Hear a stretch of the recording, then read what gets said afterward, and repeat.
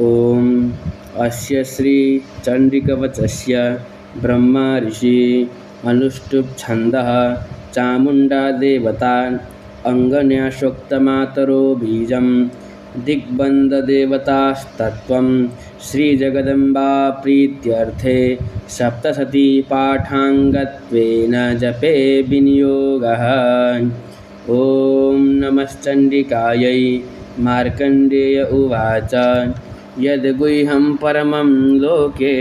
सर्वरक्षाकरं नृणां यन्यकस्यचिदाख्यातं तन्मे ब्रूहि पितामह। ब्रह्मोवाच अस्ति गुह्यतमं विप्र सर्वभूतोपकारकं दिव्यास्तु कवचं पुण्यं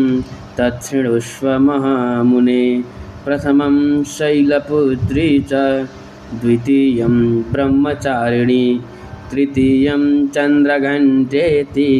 कुष्माण्डेति चतुर्थकं पञ्चमं स्कन्दमातेति षष्ठं कात्यायनीति च सप्तमं कालरात्रीति महागौरीति चाष्टमं नवमं सिद्धिदात्री च नवदुर्गाः प्रकीर्तिताः। उत्तान्येतानि नामानि ब्रह्मणैव महात्मना अग्निना दह्यमानस्तु शत्रुमध्ये गतो रणे विषमे दुर्गमे चैव भयार्ता शरणं गता न तेषां जायते किञ्चिदशुभं रणसङ्कटे नापदं तस्य पश्यामि शोकदुःखभयं नहि यैस्तु भक्त्या स्मृता नूनां तेषां वृद्धिप्रजायते ये त्वां स्मरन्ति देवेशि रक्षसे तान्न संशयान् प्रेतसंस्थातु चामुण्डा वाराही महिषासनान् ऐन्द्रियगजसमारूढा वैष्णवी गरुडासना माहेश्वरी वृषारूढा कौमारी शिखिवाहना लक्ष्मीः पद्मासना देवी पद्महस्ता हरिप्रिया श्वेतरूपधरा देवी ईश्वरी वृषवाहना ब्राह्मी हंससमारूढा सर्वाभरणभूषिता इत्येता मातरः सर्वा सर्वयोगसमन्विता नानाभरणशोभाढ्या नानारत्नोपशोभिता दृश्यन्ते रथमारूढा दिव्यक्रोधसमाकुला शङ्खं चक्रं गदां शक्तिं हलं च मुशलायुधं खेटकं तोमरं चैव परशुं पाशमेव च कुन्तायुधं त्रिशूलं च सार्ङ्गमायुधमुत्तमं दैत्यानां देहनाशाय भक्तानामभयाय च धारयन्त्यायुधा नित्यं देवानां च हिताय वै नमस्तेस्तु महारौद्रे महाघोरपराक्रमे महाबले महोत्साहे महाभयविनाशिनी त्राहि मां देवि दुष्प्रेक्ष्ये शत्रूणां भयवर्धिनी प्राच्यां रक्षतु मामैन्द्री आग्नेयामग्निदेवता दक्षिणेवतु वाराही नैऋत्यां खड्गधारिणी प्रतीच्यां वारुणी रक्षेत् वायव्यां मृगवाहिनी उदित्यां पातु कौमारी ऐशान्यां शूलधारिणी ऊर्ध्वं ब्रह्माणि मे रक्षे ददस्थाद् वैष्णवी तथा एवं दशदिशो रक्षेत् चामुण्डा शववाहना जया मे चाग्रत पातु विजया पातु पृष्ठतः अजिता वामपार्श्वे तु दक्षिणे चापराजिता शिखामुद्योतिनी रक्षे धूमामूर्ध्नि व्यवस्थिता मालाधरिललाटे च भ्रुवौ रक्षेद् यशस्विनी त्रिनेत्रा च भ्रुवोर्मध्ये यमघण्टा च नासिके शङ्खिनी चक्षुषोर्मध्ये श्रोत्रयोर्द्वारवासिनी कपौलौ कालिका रक्षेत् कर्णमूले तु शाङ्करी नासिकायां सुगन्धा च उत्तरोष्ठे च चर्चिका अधरे चामृतकला जिह्वायां च सरस्वती दन्तान् रक्षतु कौमारी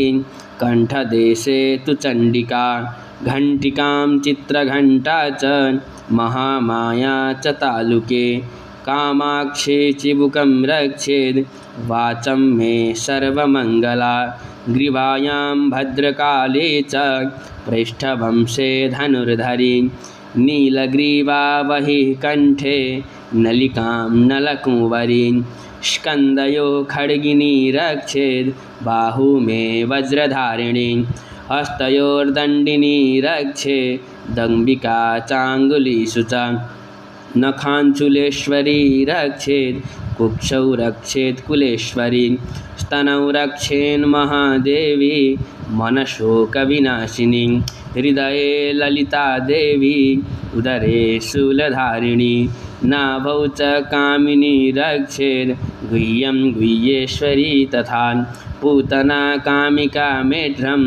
गुदे महिषवाहिनी काट्यां भगवती रक्षेत् जानुनी विन्ध्यवासिनी जङ्गे महाबला रक्षेत् सर्वकामप्रदायिनी गुल्फयोर्नारसिंही च पादपृष्ठे तु तैजसी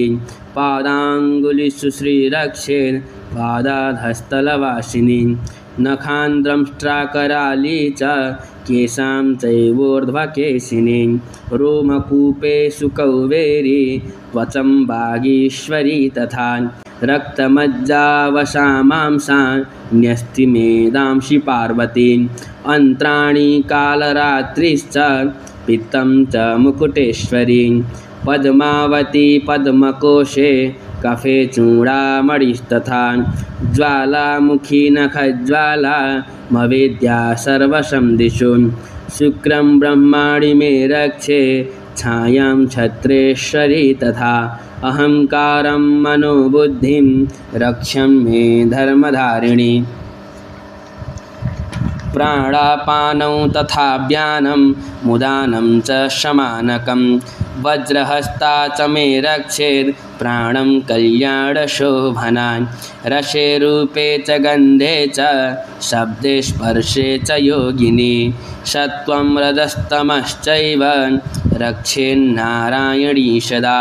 आयुरक्षतु वाराही धर्मं रक्षतु वैष्णवी यशः कीर्तिं च लक्ष्मीं च धनं विद्यां च चक्रिणी गोत्रमिन्द्राणि मे रक्षेत् पशून् मे रक्ष चण्डिके पुत्रान् रक्षेन्महालक्ष्मी भार्यां रक्षतु भैरवी पन्थानं सुपथा रक्षेन् मार्गं क्षेमकरी तथा राजद्वारे महालक्ष्मीर्विजया सर्वतस्थिता रक्षाहीनं तु यत्स्थानं वर्जितं कवचेन तु तत्सर्वं रक्ष मे देवी जयन्ती पापनाशिनी पदमेकं न गच्छेतु यदिच्छेषु भवात्मनां कवचेनावृतो नित्यं यत्र यत्रैव गच्छति तत्र तत्रार्थलाभश्च विजय सर्वकामिक यं यं चिन्तयते कामं तं तं प्राप्नोति निश्चितं परमैश्वर्यमतुलं प्राप्स्यते भूतले पुमान् निर्भयो जायते मर्त्य सङ्ग्रामेष्वपराजितः त्रैलोक्ये तु भवेत् पूज्य कवचेनावृतः पुमान् इदं तु देव्या कवचं देवानामपि दुर्लभं य पठेत् प्रयतो नित्यं त्रिसन्ध्यं श्रद्धयान्विता दैवी कला भवेत् तस्य त्रैलोक्येष्वपराजिता जीवेत् वर्षशतं साग्रमपमृत्युविवर्जिता नश्यन्ति व्याधयः सर्वे लुता विस्फोटकादयः स्थावरं जङ्गमं चैव कृत्रिमं चापि यद्दिशम् अभिचाराणि सर्वाणि मन्त्रयन्त्राणि भूतले भूचराखेचराश्चैव जलदाश्चोपदेशिखान् सहजा कुलजा माला डाकिनी शाकिनी तथा अन्तरिक्षचरा घोरा डाकिन्यश्च महाबलान् ग्रहभूतपितृपिशाचाश्च यक्षगन्धर्वराक्षसान् ब्रह्मराक्षसवेताला कुष्माण्डा भैरवादयः नश्यन्ति दर्शनात् तस्य कवचेरिति संस्थिते मानोन्नतिर्भवेद्राज्यस्तेजो वृद्धिकरं परं यशसा वर्धते सोऽपि कीर्तिमण्डितभूतले जपेत् सप्तशतीं चण्डीं कृत्वा तु कवचं पुरा यावत् भूमण्डलं धत्ते सशैलवनकाननं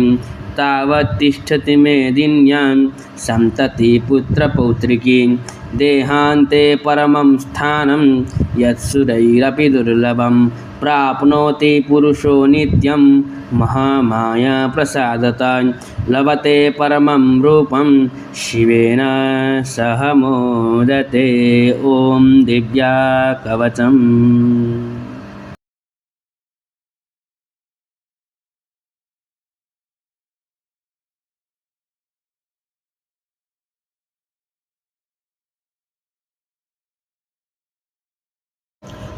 अथ अर्गलास्तोत्रम्। ॐ अस्य श्री अर्गलास्तोत्रमन्त्रस्य विष्णु ऋषिः अनुष्टुप् छन्दः श्रीमहालक्ष्मीर्देवता श्रीजगदम्बा प्रीतये सप्तशती पाठाङ्गत्तेन जपे विनियोगः। ॐ नमश्चण्डिकायै। मार्कण्डेय उवाच ॐ जयन्ती मङ्गला काली भद्रकाली कपालिनी दुर्गा क्षमा शिवा धात्री स्वाहा स्वधा नमोऽस्तु ते। जय त्वं देवी चामुण्डे जय भूतार्तिहारिणी जय सर्वगते देवी कालरात्रि नमोऽस्तु ते। मधुकैटभविद्राभि विधात्री वरदे नमः। रूपं देहि जयं देहि यशो देहि दिशो जहि महिषासुरनिर्णाशि भक्तानां सुखदे नमः। रूपं देहि जयं देहि यशो देहि दिशो जहि रक्तबीजवदे देवी चण्डमुण्डविनाशिनी। रूपं देहि जयं देहि यशो देहि दिशो जहि शुम्भस्यैव निशुम्भस्य धूम्राक्षस्य च मर्दिनी। रूपं देहि जयं देहि यशो देहि दिशो जहि वन्दिताङ्घ्रियुगे देवी सर्वसौभाग्यदायिनी। रूपं देहि जयं देहि यशो देहि दिशो जहि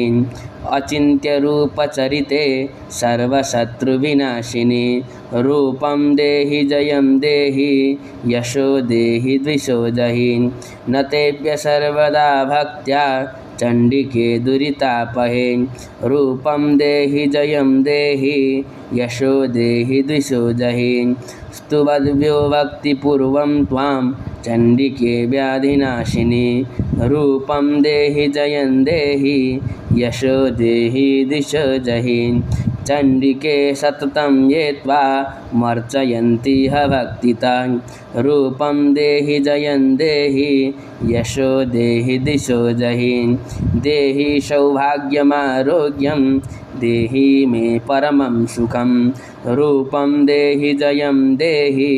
यशो देहि दिशो जहि विदेहि द्विषतां नाशं विदेहि बलमुच्चकै। रूपं देहि जयं देहि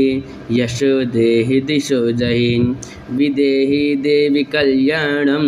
विदेहि परमां श्रियं। रूपं देहि जयं देहि यशो देहि दिशो जहि सुरासुरशिरोरत्न निघ्रिष्टचरणेऽम्बिके। रूपं देहि जयं देहि यशो देहि दिशो जहि विद्यावन्तं यशस्वन्तं लक्ष्मीवन्तं जनं कुरु। रूपं देहि जयं देहि यशो देहि दिशो जहि प्रचण्डदैत्यदर्पग्ने चण्डिके प्रणताय मे रूपं देहि जयं देहि यशो देहि दिशो जहि चतुर्भुजे चतुर्वक्त्र संस्तुते परमेश्वरि रूपं देहि जयं देहि यशो देहि दिशो जहि कृष्णेन संस्तुते देवी शश्वतभक्त्या सदाम्बिके रूपं देहि जयं देहि यशो देहि दिशो जहि हिमाचलसुतानाथ संस्तुते परमेश्वरि रूपं देहि जयं देहि यशो देहि दिशो जहि इन्द्राणी पतिशद्भाव पूजिते परमेश्वरि रूपं देहि जयं देहि यशो देहि दिशो जहि देवी प्रचण्डदौर्दण्ड दैत्यदर्पविनाशिनी रूपं देहि जयं देहि यशो देहि दिशो जहि देवी भक्तजनोद्दाम दत्तानन्दोदयेऽम्बिके रूपं देहि जयं देहि यशो देहि दिशो जहि पत्नी मनोरमां देहि मनुवृत्तानुसारिणीं तारिणीं दुर्गसंसार सागरस्य कुलोद्भवाम् इदं स्तोत्रं पठित्वा तु महास्तोत्रं पठेन्नर स तु सप्तशती संख्या वरमाप्नोति सम्पदाम्। ॐ देव्या अर्गला स्तोत्रम्। अथ कीलकम्। ॐ अस्य श्रीकीलकमन्त्रस्य शिवऋषिः अनुष्टुप् छन्दः श्रीमहासरस्वती देवता श्रीजगदम्बा प्रीत्यर्थं सप्तशती पाठाङ्गत्वेन जपे विनियोगः। ॐ नमश्चण्डिकायै। मार्कण्डेय उवाच ॐ विशुद्धज्ञानदेहाय त्रिवेदी दिव्यचक्षुषे श्रेयः प्राप्तिनिमित्ताय नमः सोमार्धधारिणे सर्वमेतद्विजानीयान् मन्त्राणामभिकीलकं सोऽपि क्षेममवाप्नोति सततं जाप्य तत्परान् सिद्ध्यन्तुच्चाटनादीनि वस्तूनि सकलान्यपि एतेन सुस्तुवतां देवी स्तोत्रमात्रेण सिद्ध्यति न मन्त्रो नौषधं तत्र न किञ्चिदपि विद्यते विना जाप्येन सिद्ध्येत सर्वमुच्चाटनादिकं समग्राण्यपि सिद्ध्यन्ति लोकशङ्कामिमां हरन् कृत्वा निमन्त्रयामास सर्वमेवमिदं शुभम् स्तोत्रं वै चण्डिकायास्तु तच्च गुप्तं चकारसान् समाप्तिर्न च पुण्यस्य तां यथा वन्नियन्त्रणान् सोऽपि क्षेममवाप्नोति सर्वमेवं न संशयान् कृष्णायां वा चतुर्दश्यामष्टम्यां वा समाहिता ददाति प्रतिगृह्णाति नान्यथैषा प्रसीदति इत्थं रूपेण कीलेन महादेवेन कीलितं यो निष्किलां विधायैनां नित्यं जपति संस्फुटं ससिद्धः सगणसोऽपि गन्धर्वो जायते नरा न चैवाप्यटतस्तस्य भयं क्वापीह जायते नापमृत्युवशं याति मृत्युमोक्षमवाप्नुयात् ज्ञात्वा प्रारभ्य कुर्वीत न कुर्वाणो विनश्यति ततो ज्ञात्वैव सम्पन्नमिदं प्रारभ्यते बुधै सौभाग्यादिचयं किञ्चित् दृश्यते ललनाजने तत्सर्वं तत्प्रसादेन तेन जाप्यमिदं शुभं शनैस्तु जाप्यमानेऽस्मिन् स्तोत्रे सम्पत्तिरुच्चकै भवत्येव समग्रापि ततः प्रारभ्यमेव तत् ऐश्वर्यं यत्प्रसादेन सौभाग्यारोग्यसम्पदः शत्रुहानिपरो मोक्ष स्तूयते सा न किं जनैः। ॐ देव्या कीलकस्तोत्रम्। ॐ प्रथमचरित्रस्य ब्रह्मा ऋषिः महाकाली देवता गायत्री छन्दः नन्दा शक्तिः रक्तदन्तिका बीजम् अग्निस्तत्त्वं ऋग्वेदस्वरूपं श्रीमहाकाली प्रीत्यर्थे प्रथमचरित्रजपे विनियोगः। ध्यानम् ॐ खड्गं चक्रगदेषु चापपरिघान् छलम्भुशुण्डिं शिरा शङ्खं संदधतिं करैस्त्रिनयनां सर्वाङ्गभूषावृतान् नीलाश्मद्युतिमस्य पाददशकां सेवे महाकालिकान् यामस्तौस्त्वपि ते हरौ कमलजो हन्तुं मधुं कैटवम्। ॐ नमश्चण्डिकायै। ॐ ऐं मार्कण्डेय उवाच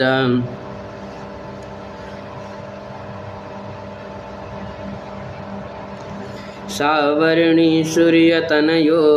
यो मनु कथ्यतेष्टमान् निशामय तदुत्पत्तिं विस्तराद्गदतो ममान् महामायानुभावेन यथा मन्वन्तराधिपा स बभूव महाभाग सावर्णिस्तनयो रवेन् श्वारोचिषेन्तरे पूर्वं चैत्रवंशसमुद्भवान् सुरथो नाम राजाभूत् समस्ते क्षितिमण्डले तस्य पालयता सम्यक् प्रजापुत्राणि वौरसान् बभूवो शत्रवो भूपा कोला विध्वंसिनस्तदा तस्य तैरभवद् युद्ध मतिप्रबलदण्डिना न्यूनैरपि शतैर्युद्धे कोला विध्वंसिविर्जितान् ततः स्वपुरमायातो निजदेशाधिपोऽभवत्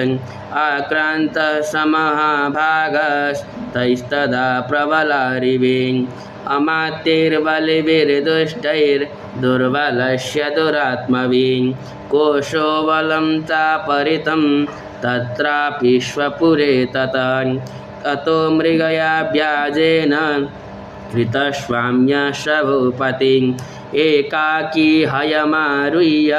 जगाम गहनं वनं स तत्राश्रममद्राचेद् द्विजवर्यस्य मेधसान् प्रशान्तस्वापदाकीर्णं मुनिशिष्योपशोभितं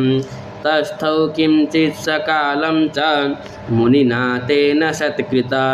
इतस्तेतश्च विचरम् तस्मिन् मुनिवराश्रमे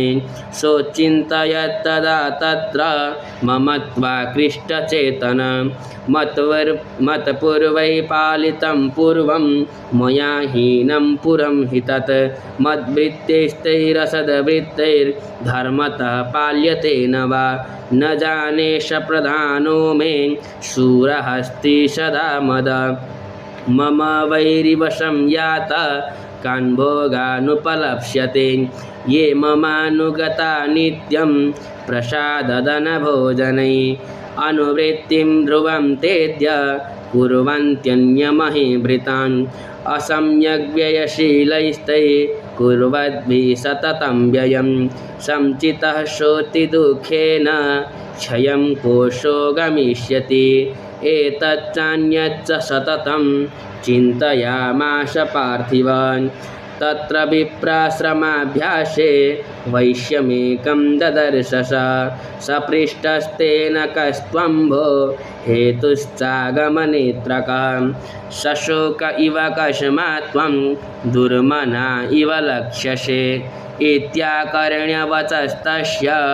भूपते प्रणयोदितं प्रत्युवाच सतं वैश्य प्रश्रयावनतो नृपं वैश्योवाच समाधिर्नाम वैश्योः मुत्पन्नो धनिनां कुले पुत्रदारैर्निरस्तश्च धनलोभादसाधुभिः विहीनश्च धनैर्दारैः पुत्रैर्दाराय मे धनम् विहीनश्च धनैर्दारैः पुत्रैरादाय मे धनं वनमभ्यागतो दुःखी निरस्तश्चाप्तबन्धुभिः सोऽहं न वेद्यं पुत्राणां कुशलात्मिकां प्रवृत्तिं स्वजनानां च दाराणां चात्र संस्थितां किं नु तेषां गृहे क्षेममक्षेमं किं नु साम्प्रतं कथं ते किं नु सद्वृत्ता दुर्वृत्ता किं नु मे श्रुता राजोवाच यै निरस्तो भवां लुब्धै पुत्रदारादिभिर्धनै तेषु किं भवतः स्नेहमनुबध्नाति मानसं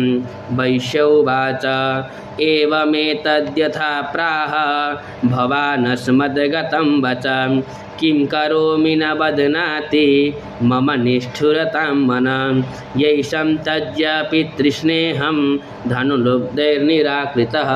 पतिस्वजनहार्दं च हार्दितेष्वेव मे मनः किमेतन्नभिजानामि जानन्नपि महामते यत्प्रेम प्रमणं चित्तं विगुणेष्वपि बन्धुषु तेषां कृते मे निःश्वासो दौर्मनस्यं च जायते करोमि किं यन्न मनस्तेष्वप्रीतिषु निष्ठुरं मार्कण्डेय उवाच ततस्तौ सहितौ विप्र तं मुनिसमुपस्थितौ समाधिर्नाम वैश्योऽसौ स च पार्थिवसत्तमः कृत्वा तु तौ यथा न्यायं यथार्हं तेन संविदम् उपविष्टौ कथाकांश्चित् चक्रतुर्वैश्यपार्थिवौ राजोवाच भगवं स्वामहं प्रष्टुमिच्छाम्येकं वदस्व तत् दुःखाय यन्मे मनसा स्वचित्ताय ततां विना मम त्वं गतराज्यस्य राज्याङ्गेष्वखिलेष्वपि जानतोऽपि यथाज्ञस्य किमेतन्मुनिषत्तमः अयं च नृकृतपुत्रैर्दारैर्भृत्यैस्तथोज्झितः स्वजनेन च संत्यक्ता तेषु हार्दित्यथाप्यति एवमेष तथाहं च द्वावप्यत्यन्तदुःखितौ दृष्टदोषोऽपि विषये मम त्वाकृष्टमानसौ तन्महाभाग यन्मोहो ज्ञानिनोरपि ममास्य च भवत्येषा विवेकान्तस्य मूढता ऋषिरुवाच ज्ञानमस्ति समस्तस्य जन्तुर्विषयगोचरे विषयश्च महाभाग यति चैव पृथक् पृथक् दिवान्धा प्राणिनः केचिद्रात्रा बन्धास्तथा परे केचिद्दिवा तथा रात्रौ प्राणिनस्तुल्यदृष्टय ज्ञानिनो मनुजा सत्यं किं तु तेन हि केवलं यतो हि ज्ञानिनः सर्वे पशुपक्षी मृगादयः ज्ञानं च तन्मनुष्याणां यत्तेषां मृगपक्षिणां मनुष्याणां च यत्तेषां तुल्यमन्यस्तथोभयोः ज्ञानेऽपि सति पश्यैतान् पतङ्गाञ्छावचञ्चुषो कणमोक्षादृतान् मोहात् पीड्यमानानपेक्षुदान् मनुषा मनुजव्याघ्र सभिलाषासु तान् प्रति लोभात् प्रत्युपकाराय नन्वेतान् किं न पश्यसि तथापि ममता वर्ते मोहगर्ते निपातितान् महामाया प्रभावेण संसारस्थितिकारिणा तन्नात्र विस्मयः कार्यो योगनिद्रा जगत्पते महामाया हरैश्चैषा तया सम्मोह्यते जगत् ज्ञानिनामपि चेतांसि देवी भगवती हि सा बलादाकृष्य मोहाय महामाया प्रयच्छति तया विसृज्यते विश्वं जगदेतच्चराचरं सैषा प्रसन्ना वरदा नृणां भवति मुक्तये सा विद्या परमा मुक्तेर्हेतुभूता सनातनी संसारबन्धहेतुश्च शैव सर्वेश्वरेश्वरी राजोवाच भगवान् काहि सा देवी महामायेति यां भवान् ब्रवीति कथमुत्पन्ना सा कर्मायां स किं द्विज यत्प्रभावा स चा देवी यत्स्वरूपा यदुद्भवा तत्सर्वं श्रोतुमिच्छामि तत्तु ब्रह्मविदाम्बर। ऋषिरुवाच नित्यैव सा जगन्मूर्तिस्तया सर्वमिदं ततं तथापि तत्समुत्पत्तिर्बहुधा श्रूयतां मम देवानां कार्यसिद्ध्यर्थ माविर्भवति सा यदा उत्पन्नेति तथा लोके सा नित्याप्यविधीयते योगनिन्द्रां यदा विष्णुर्जगत्येकार्णविकृते आस्तिर्यशेषमवजत् कल्पान्ते भगवान् प्रभु तदा द्वावसुरौ घोरौ विख्यातौ मधुकैटभौ विष्णुकर्णमलोद्भूतौ हन्तुं ब्रह्माण्डमुद्यतौ सनाभिकमले विष्णो स्थितो ब्रह्मा प्रजापति दृष्ट्वा तावसुरौ चोग्रौ प्रसुप्तं च जनार्दनं तुष्ट्वा वयोगनिन्द्रां तामेकाग्रहृदयस्थितं विबोधनार्थाय हरिर्हरिनेत्रकृतालयं विश्वेश्वरीं जगद्धात्रीं स्थितिसंहारकारिणीं निन्द्रां भगवतीं विष्णो रतुलां तेजसप्रभो ब्रह्मोवाच त्वं स्वाहा त्वं स्वधा त्वं हि वषट्कारः स्वरात्मिका सुधा त्वमक्षरे नित्ये त्रिधा मात्रात्मिका स्थिता अर्धमात्रा स्थिता नित्या यानुचार्या विशेषता त्वमेव सन्ध्या सावित्री त्वं देवी जननी परा त्वयैतद्धार्यते विश्वं त्वयैतत्सृज्यते जगत् त्वयैतत्पाल्यते देवी त्वमत्स्यन्ते च सर्वदा विसृष्टौ सृष्टिरूपा त्वं स्थितिरूपा च पालने तथा संहृतिरूपान्ते जगतोऽस्य जगन्मये महाविद्या महामाया महामेधा महास्मृति महामोहा च भवति महादेवी महासुरी प्रकृतिस्त्वं च सर्वस्य गुणत्रयविभाविनी कालरात्रिर्महारात्रिर्मोहरात्रिश्च दारुणा त्वं श्री त्वमीश्वरी त्वं ह्रीः त्वं बुद्धिर्बोधलक्षणा लज्जा पुष्टिस्तथा तुष्टिस्त्वं शान्तिः शान्तिरेव च खड्गिनी शूलिनी घोरा गदिनी चक्रिणी तथा शङ्खिनी चापिनी बाण भुषुण्डी परिगायुधा सौम्या सौम्यतरा शेष सौम्येभ्यस्त्वति सुन्दरी परापराणां परमा त्वमेव परमेश्वरी यच्च किञ्चित् क्वचिद्वस्तु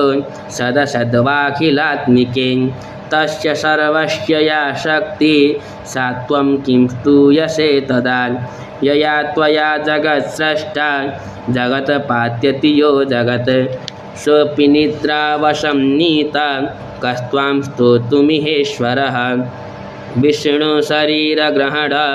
महमीशान एव च कारितास्ते यतो त्वस्तं कस्तुस्तु शक्तिमान् भवेत् सा त्वमित्थं प्रभावैश्वै रुदारैर्देवी संस्तुता मोहयैतौ दुराधर्षा वसुरौ मधुकैटभौ प्रबोधं च जगत्स्वामी नियतामच्युतो लघून् बोधश्च क्रियतामस्य हन्तुमेतौ महासुरौ ऋषिरुवाच एवं स्तुता तदा देवी तामसी तत्र वेदसा विष्णुप्रबोधनार्थाय निहन्तुं मधुकैटभौ नेत्रस्य नासिका बाहो हृदयेभ्यस्तथोरसन् निर्गम्य दर्शने तस्थौ ब्रह्मणो व्यक्तजन्मनः उत्तस्थौ च जगन्नाथस् त्वया मुक्तो जनार्दन ये कारणवे हि शयन ततः च ददृशे च तौ मधुकैटवधुरात्माना वतिवीर्यपराक्रमौ क्रोधरक्ते क्षणावत्तुं ब्रह्माण्डं जनितोद्यमौ समुत्थाय ततस्ताभ्यां युयुधे भगवान् हरि पञ्चवर्षसहस्राणि बाहो प्रहरणो विभुन् तावप्यतिबलोन्मत्तौ महामाया विमोहितौ उक्तवन्तौ परोष्मत्तौ ब्रियतामिति केशवं श्रीभगवानुवाच भवेतामद्य मे तुष्टौ मम वद्यावुभावपि किमन्येन वरेणात्र एतावद्वृतं मम ऋषिरुवाच वञ्चिताभ्यामिति तदा सर्वमापोमयं जगत् विलोक्यताभ्यां गतितो भगवान् कमलेक्षणः आवां जहीन यत्रोर्भिः सलिलेन परिप्लुतान् ऋषिरुवाच तथेत्युक्ता भगवता शङ्खचक्रगदावृतान् कृत्वा चक्रेण वैच्छिन्ने जगने शिरसि तयो एवमेषा समुत्पन्ना ब्रह्मणा संस्तुता स्वयं प्रभावमस्या देव्यास्तु भूयः शृणु वदामि ते ऐं ॐ जय जय श्री मार्कण्डेय पुराणे सावर्णिके मन्वन्तरे देवी महात्म्ये नाम प्रथमः।